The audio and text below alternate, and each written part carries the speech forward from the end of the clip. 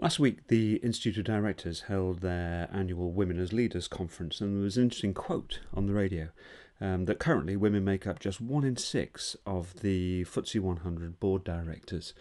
And clearly that kind of begs the question why, because as graduates leave the university environment, the mix of male to female at that particular point is about 50-50 in business.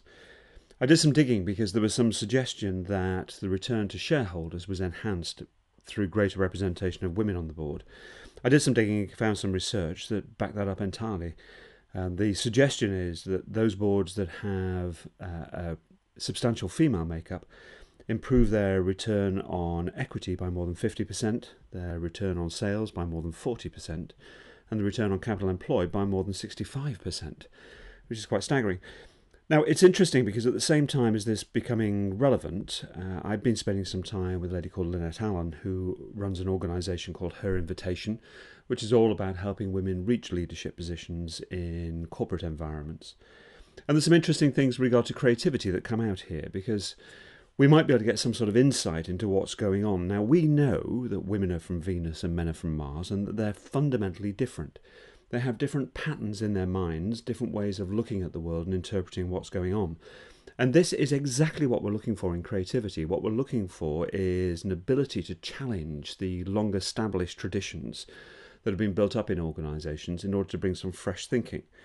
So this ought to provide a marvellous source of challenge and to promote creativity, this mix between men and women within the organisation, and something that we massively neglect. Now, if you look at it, organisations have been developed in a very, very male-dominated environment. So it's the men that have created the organisations in their own image, and it's therefore not surprising that the corporate environment is particularly comfortable for the men in the organisation. Women have a very different pattern, and the result, of course, is a significant clash. If we're trying to mix the female approach with the male in an organisation, the woman typically has a number of choices. They can comply, which means you end up with a massive loss of creativity and you end up with a very suppressed individual. There can be a conflict. The woman can fight for her pattern over the man, and that produces a degree of tension which is uncomfortable. But the best organisations are always going to be those that manage to master coalescence, if you like, combining the patterns of the male and the females into a structure of the organisation that reflects both and is compliant or works with both of those. And then you'll get a phenomenal creativity release. And perhaps it's this release that then generates the improvement in the financial fortunes of the organisation. So creating a new way of working, creating new patterns can release tremendous financial potential.